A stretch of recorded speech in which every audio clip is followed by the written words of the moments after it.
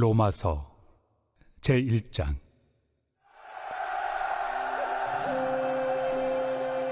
예수 그리스도의 종 바울은 사도로 부르심을 받아 하나님의 복음을 위하여 택정함을 입었으니, 이 복음은 하나님이 선지자들을 통하여 그의 아들에 관하여 성경에 미리 약속하신 것이라. 그의 아들에 관하여 말하면 육신으로는 다윗의 혈통에서 나셨고, 성결의 영으로는 죽은 자들 가운데서 부활하사 능력으로 하나님의 아들로 선포되셨으니 곧 우리 주 예수 그리스도시니라. 그로 말미암아 우리가 은혜와 사도의 직분을 받아 그의 이름을 위하여 모든 이방인 중에서 믿어 순종하게 하나니, 너희도 그들 중에서 예수 그리스도의 것으로 부르심을 받은 자니라. 로마에서 하나님의 사랑하심을 받고 성도로 부르심을 받은 모든 자에게 하나님 우리 아버지와 주 예수 그리스도로부터 은혜와 평강이 있기를 원하노라. 먼저 내가 예수 그리스도로 말미암아 너희 모든 사람에 관하여 내 하나님께 감사함은 너희 믿음이 온 세상에 전파됨이로다. 내가 그의 아들의 복음 안에서 내 심령으로 섬기는 하나님이 나의 증인이 되시거니와, 항상 내 기도에 쉬지 않고 너희를 말하며 어떻게 하든지 이제 하나님의 뜻 안에서 너희에게로 나아갈 좋은 길 얻기를 구하노라. 내가 너희 보기를 간절히 원하는 것은 어떤 신령한 은사를 너희에게 나누어 주어 너희를 경고하게 하려 함이니, 이는 곧 내가 너희 가운데서 너희와 나의 믿음으로 말미암아 피차 안위함을 얻으려 함이라.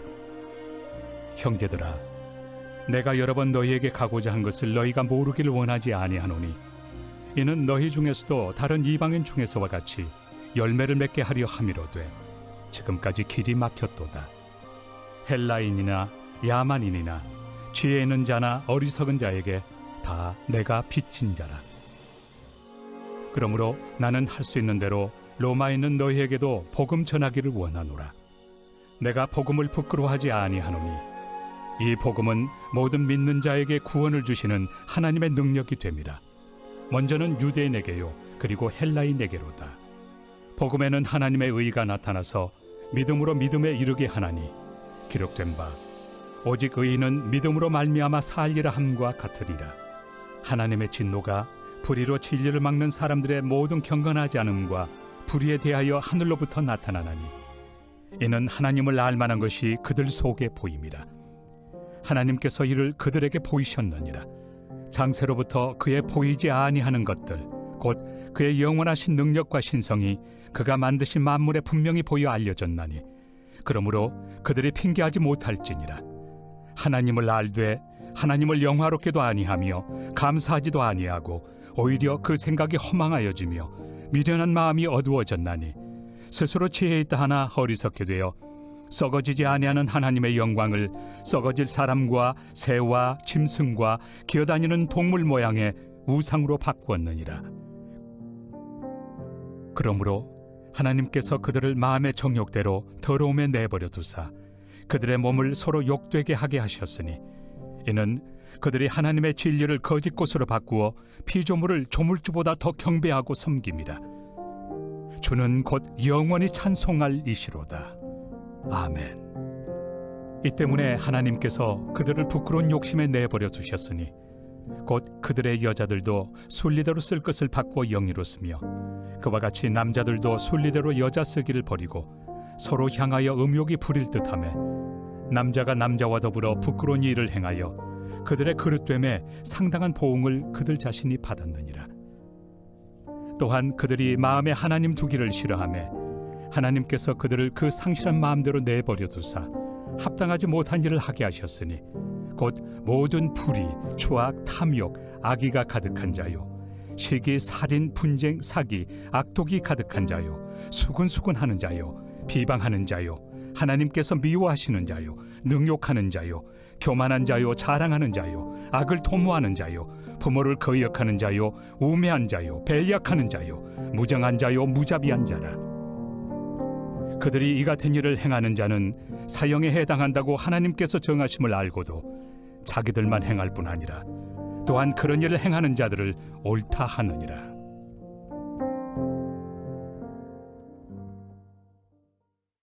오늘 우리에게 주신 하나님의 말씀은 로마서 1장의 말씀입니다. 바울은 하나님의 아들 예수 그리스도에 대해서 소개하면서 먼저 육신으로는 다윗의 형을 통해서 나셨다고 말씀을 합니다.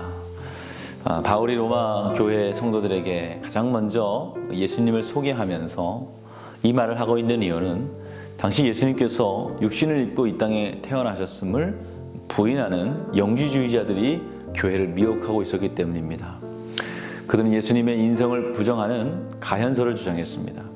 가현설은 예수님이 세상에 사실 때에 그 육체는 진짜 육체가 아니고 육체처럼 보였을 뿐이라고 주장합니다. 한마디로 유령과 같은 존재였다는 것이죠. 그래서 바울은 이들에 대한 교회의 분명한 입장을 밝히기 위해서 예수님의 인성을 강조하고 있었습니다. 사도 요한도 요한 7장에 보면 미혹하는 자가 세상에 많이 나왔으나니 이는 예수 그리스도께서 육체로 오심을 부인하는 자라. 이런 자가 미혹하는 자요 저 그리스도니라고 말씀을 합니다. 그렇다면 예수님께서 왜 육체를 입고 이 땅에 태어나셔야만 했을까요? 예수님은 곧 하나님이십니다. 전지전능하신 분이십니다. 그런 분이 무슨 이유로 하나님과는 비교도 할 수 없는 지극히 낮고 천한 인간의 모습을 입어야만 했을까요? 그것은 바로 우리의 죄 때문입니다. 하나님과 우리 인간 사이에 놓여있는 죄의 벽을 허물 수 있는 방법은 오직 누군가가 그 죄값을 대신 치러주는 방법밖에 없는데 인간 가운데는 죄 없는 자가 하나도 없었습니다. 그래서 하나님은 독생자를 인간의 모습으로 세상에 태어나게 하시면서 성령으로 말미암아 동정녀에게서 나게 하심으로 죄가 없게 하셨습니다. 그리고 인류의 모든 죄를 담당케 하셨습니다. 예수님께서는 영원한 죽음으로 멸망해 가는 인류를 구원하기 위해서 인류를 너무나도 사랑하셔서 인간이 되셨고 그리고 그 죄값을 치르기 위해서 십자가에서 죽으셨던 것입니다. 수많은 성도들이 변화된 삶을 살 수 있었던 것은 예수님의 이 사랑이 가슴 깊이 새겨져 있기 때문입니다. 그러므로 우리도 예수님이 이 사랑을 깨닫게 될 때에만 과거의 형식적이고 딱딱한 신앙생활에서 벗어날 수 있게 되는 것입니다. 우리의 마음이 답답하고 믿음의 의심이 일어날 때, 삶의 의욕이 없고 희망이 사라질 때 이 예수님의 십자가 사랑을 묵상해 보시기 바랍니다. 그럴 때 내 힘과 생명의 원천이 예수님의 사랑임을 더욱더 분명하게 확신하게 됩니다. 이어지는 4절 말씀은 앞에 3절 말씀과는 달리 예수님의 영적인 면모, 또 내적인 면모에 더 말씀을 집중합니다. 예수님께서 육신으로는 다윗의 자손으로 나셨지만 실제로는 죽음을 이기시고 부활하신 성결의 영, 곧 하나님의 아들이시라는 것을 강조하고 있습니다. 바울이 지금 하고 싶은 말은 예수님을 알되 정확하게 알아야 된다는 것입니다. 예수님을 믿어도 정확하게 알고 믿어야 한다는 것이죠. 예수님은 겉으로만 보아서는 알 수도 이해할 수 없는 분이시라는 겁니다. 인간이 예수님을 십자가에 못 박은 가장 큰 이유는 그들이 예수님의 겉모습만 보고 실제 모습을 보지 못하기 때문입니다. 만일 그들이 예수님의 인간적인 면만 보지 않고 하나님의 아들임을 제대로 보았다면 십자가에 못 박았겠습니까? 그렇다면 십자가에 못 박기는커녕 그들 역시 예수님을 믿지 않을 수 없었을 것입니다. 이것은 오늘날도 마찬가지입니다. 오늘날 왜 사람들은 복음을 듣고도 예수님을 믿지 않습니까? 예수님을 인간 예수로만 보기 때문입니다. 예수님을 단순히 인간으로만 보는 이상 그들은 결코 예수님을 구세주로 믿을 수 없는 것이죠. 그러므로 우리는 예수님을 하나님의 아들로 전해야 됩니다. 예수께서 하나님의 아들이신 것을 정확하게 알고 전할 때에만 복음이 우리 삶 가운데서 강력하게 역사되는 것입니다. 예수님을 바로 알고 바로 믿음으로 우리 모두가 신실한 복음의 일꾼이 되어야겠습니다. 이어지는 5절 말씀은 예수 그리스도의 부르심에 대한 말씀입니다. 바울은 예수 그리스도로 말미암아 우리가 은혜와 사도의 직분을 받았다고 말씀합니다. 근데 우리가 이 말씀을 유의해서 살펴보면 은혜가 직분보다 먼저임을 보게 됩니다. 우리 성도들이 먼저 받은 것은 직분이 아니라 은혜입니다. 은혜 받은 사람이 직분을 감당할 수 있게 되는 것입니다. 그런데 많은 사람들은 은혜보다는 직분으로 일하려 합니다. 직분을 받으면 은혜를 받겠지라고 생각합니다. 그래서 많은 교인들이 은혜를 받지 못한 성도에게 직분을 남발하게 됩니다. 그로 인해서 교회가 힘들어지고 아픔이 생기게 되는 것입니다. 여러분, 은혜 받지 못한 사람은 기쁨으로 봉사할 수가 없습니다. 그로 인해 자신만 힘든 뿐만 아니라 주변에 있는 모든 사람들을 힘들게 합니다. 이를 감당하면서도 얼마나 불평을 늘어놓는지 모릅니다. 자신도 고생이고 곁에서 함께하는 사람도 고생입니다. 세상에 그런 고생이 또 없습니다. 그래서 서양 욕 중에는 은혜 받지 못하고 목회자가 되라라는 말까지 있다고 합니다. 하나님의 은혜 받지 않고서는 감당할 수 없는 일이라는 것이죠. 아무리 수완이 좋고 능력이 뛰어나도 은혜 없이 하면 될 일도 안 되고 고생만 하게 되는 말이 되는 것입니다.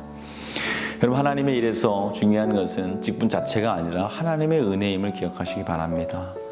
하나님께서 우리에게 은혜를 베푸시고 함께 하실 때에만 자발적인 헌신 가운데 능력 있는 사명을 감당할 수가 있게 됩니다. 그러므로 직분에 앞서 먼저 하나님의 은혜를 구하시는 여러분들 되시길 주님의 이름으로 축원을 드립니다. 마지막으로 바울은 하나님께서 우리에게 은혜와 직분을 주시는 목적에 대해서 그의 이름을 위하여라고 말씀을 합니다. 그런데 그의 이름을 위하여라는 것이 무슨 뜻일까요? 그것은 이어지는 말씀에 나타나는 것처럼 이방인들에게 복음을 전하는 것입니다. 우리가 예수 그리스도의 이름을 위해서 부르심을 받았는데 이 부르심의 목적은 예수님을 알지 못하는 사람들에게 복음을 전하는 것이라는 것입니다. 그리고 바울은 로마서의 수신자들인 로마 교회 성도들이 바로 복음을 전해받은 그들이라고 말씀을 합니다. 특히 바울은 그들에게 성도라는 표현을 쓰고 있는데 그 뜻은 깨끗하고 정결하며 하나님께 드려진 사람이라는 뜻입니다. 좀 정확하게 말하면 성도란 예수 그리스도의 피로써 죄악된 세상에서 구별되어 하나님의 소유가 된 자들입니다. 과거에 지은 모든 죄를 회개하여서 변화받은 거룩한 하나님의 자녀를 뜻합니다. 과거에는 탕자처럼 살았지만 이제는 그 어둠과 방탕한 생활 중에서 구출되어서 천국을 본향으로 삼은 나그네이자 하나님의 자녀를 거듭난 사람들입니다. 새로운 피조물로서 육신의 정욕을 따라서 사는 것이 아니라 거룩한 성도의 법을 따라 행동하는 사람들입니다. 그런 점에서 성도는 용서받은 하나님의 자녀들입니다. 그러하기에 우리가 성도이기를 원한다면 반드시 세상과 구별되어 거룩한 삶을 살아야 합니다. 하지만 그렇게 산다고 해서 완벽한 성자가 되는 것은 아닙니다. 성도란 선행과 흠없는 삶으로 완벽한 성자가 되는 것을 말하는 것이 아니기 때문입니다. 우리는 거룩하고 흠없는 하나님의 백성임은 분명하지만 그것은 우리의 경건과 선행을 통해서 이루어진 것이 아니라 오직 예수 그리스도의 보혈을 믿고 성령께서 주시는 은혜에 의지할 때 거룩한 성도로서의 삶을 살 수 있게 되는 것입니다. 가장 중요한 것은 우리가 이 사실을 기억할 때에만 하나님의 소유로 남아있을 수 있으며 또 세상과도 구별될 수 있다는 것입니다. 이 믿음의 고백을 잃어버리지 않도록 붙들고 기도하시는 저와 여러분 되시길 주님의 이름으로 축원합니다. 오늘은 토요일입니다. 물질의 회복을 위해서 기도해 주시기 바랍니다. 성도들의 세목과 사업을 지켜달라고, 물질을 어려움 당하지 않도록, 또 선교하는 복된 가정이 되게 해달라고 함께 기도하겠습니다. 귀하신 아버지 하나님, 은혜와 사랑을 감사합니다. 하나님, 우리와 함께하여 주시고 우리를 위해서 십자가를 지신 주님, 오늘 주의 복음을 우리가 잘 받아들이고 그걸 믿음으로 이방인들에게, 믿지 않는 자들에게 주님의 복음을 전할 수 있는 그리스도인 되게 하여 주시옵소서. 우리 성도들 물질의 회복을 위해서 기도합니다. 생업과 사업을 주님께서 지켜주시고 물질론에서 어려움 당하지 않고 선교하는 복된 가정이 되게 하여 주시옵소서. 우리 다음 세대들 어디 있든지 믿음의 자리, 기도의 자리 떠나지 않게 하여 주시옵소서. 담임 목사님 사역 가운데 늘 성령 충만하게 하여 주셔서 말씀을 전하실 때마다 놀라운 역사가 일어나게 하여 주시옵소서. 우리 아프신 성도님들 기억하여 주셔서 아픈 곳에 손을 얹어 주시고 깨끗이 나음을 얻게 하여 주시옵소서. 특별히 호한봉 장로님 병상에서 일어나게 하시고 함께 예배하게 하여 주시옵소서. 연로하신 성도님들 주여 단 한 분도 병들어 누워있다가 천국 가지 않게 하시고 아버지 하나님 건강한 모습으로 걷다가 주님 만날 수 있게 하여 주시옵소서. 예수님의 이름으로 기도하옵나이다. 아멘.